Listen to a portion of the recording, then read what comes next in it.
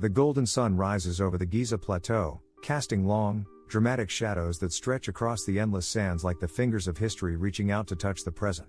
As the warm light kisses the weathered face of the great Sphinx, the faint, haunting call to morning prayer echoes from a distant village, mingling with the sound of the wind moving the dunes.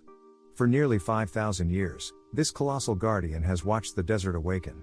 Its eyes, damaged but defiant, are fixed on the eastern horizon, staring eternally at the rising sun. It is a creature of silence, a hybrid of lion and man, possessing the raw power of the beast and the intelligence of the king. It has outlasted dynasties, survived catastrophic earthquakes, endured the violence of wars, and withstood the shifting sands that have tried to swallow it whole.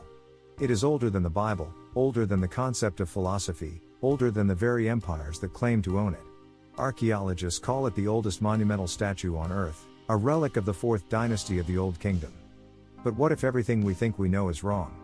What if this stone sentinel is not just a statue, but a clock, a map, or a warning left behind by a civilization we have yet to understand? Welcome to the Secrets of the Sphinx. Today, we are not just looking at stone, we are looking into the eyes of deep time to decode the 12 strangest mysteries of the ancient world.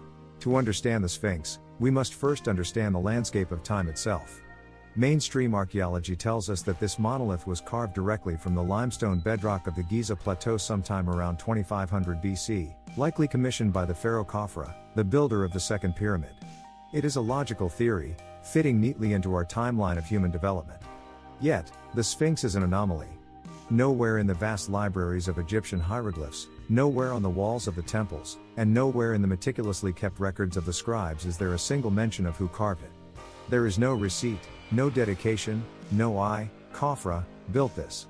It simply exists in the records as though it has always been there, a feature of the landscape as natural as the Nile itself. This silence is the first clue that the story is far more complex than we have been told. Across the millennia, the Sphinx has been buried up to its neck in sand, forgotten, uncovered, worshipped, desecrated, and rebuilt. Each layer of restoration is a chapter in a book that humanity has forgotten how to read. Tonight, we peel back those layers. The first and perhaps most controversial mystery lies in the very geology of the monument, the true age of the Sphinx. For decades, the timeline was set in stone, literally. But in the early 1990s, a geologist from Boston University named Robert Schoch stood in the Sphinx enclosure and noticed something that Egyptologists had missed. He didn't look at the statue as art, he looked at it as rock. He pointed out that the erosion on the body of the Sphinx and the walls of the enclosure was not horizontal, which is caused by wind and sand blasting against the surface. Instead, the fissures were vertical, deep, and undulating. In geological terms, this is a precipitation-induced weathering pattern. In plain English, it was caused by rain. Massive amounts of it. But here is the problem: Egypt has been a bone-dry desert for nearly 5,000 years. To find a climate wet enough to cause that level of water damage, you have to wind the clock back to the end of the last ice age, between 7,000 and 10,000 BC, a time known as the Neolithic subpluvial. If Schoch is right, the Sphinx wasn't built by Khafra. It was already there, ancient and weathered, when Khafra came along to claim it. This suggests that an advanced civilization, capable of monumental architecture, existed thousands of years before history says civilization began. If the water tells us when, the stone tells us who, or rather, who it is not. This brings us to the second mystery, the face behind the monument. Stand in front of the Sphinx today, and you are told you are looking at the face of Pharaoh Khafra. It makes sense, his pyramid is right behind it.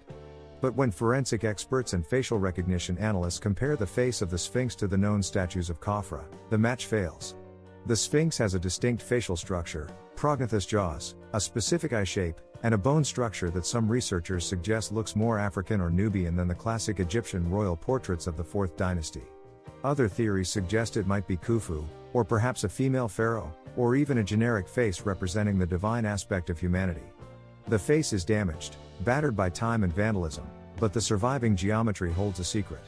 It is a face that does not fit the mask we have tried to put on it. This leads directly into the third enigma, one that is visible to the naked eye but often ignored, the small head enigma. Look closely at the proportions. The body of the Sphinx is massive, a sprawling lion nearly 240 feet long. But the head is remarkably small in comparison. In Egyptian art, proportion was everything. It was a sacred mathematics. A sculptor capable of carving the Sphinx would not have made a mistake of this magnitude. The only logical explanation is that the head we see today is not the original head.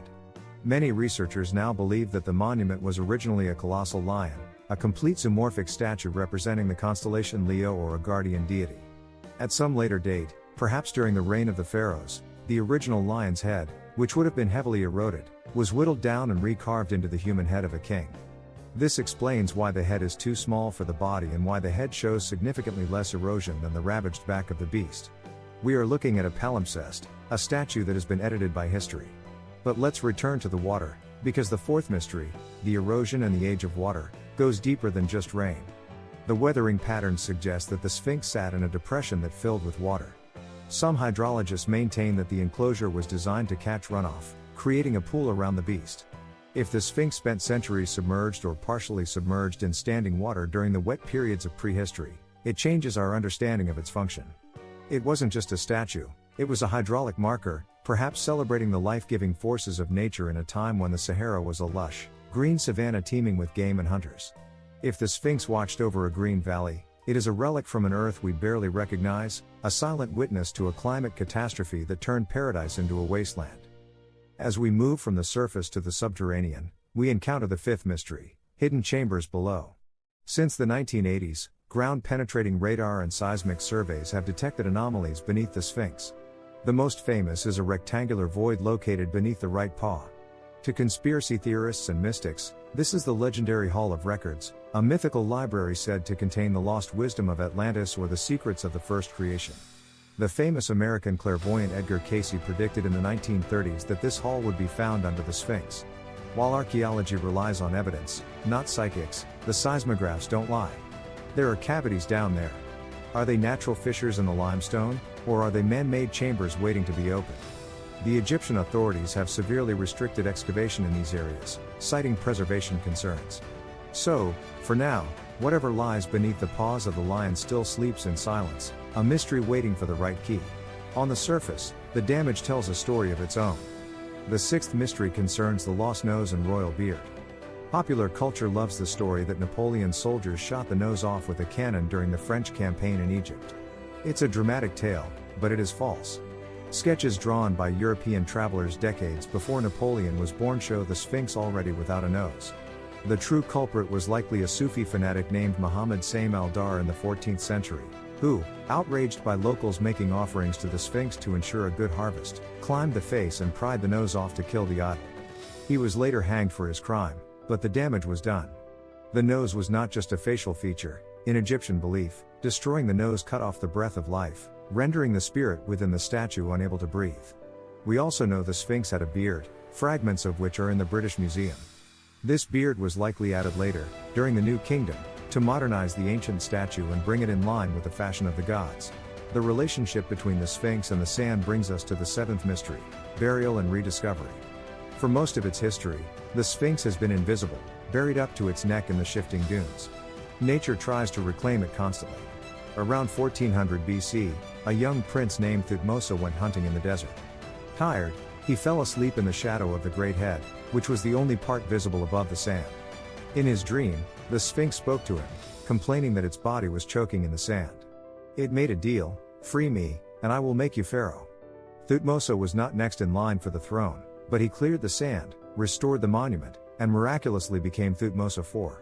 He recorded this story on the dream stele, a massive granite slab that still stands between the Sphinx's paws today.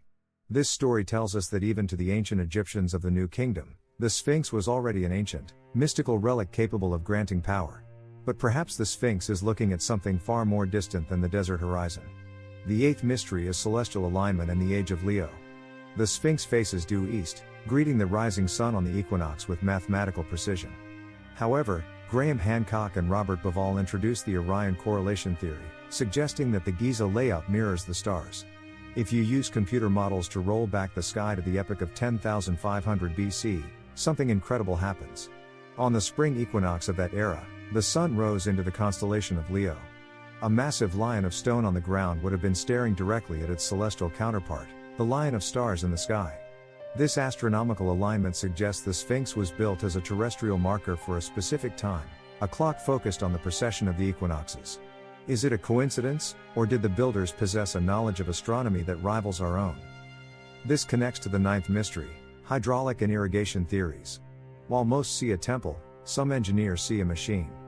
The layout of the Sphinx temple, located right in front of the pause, involves massive limestone blocks and sluice gates.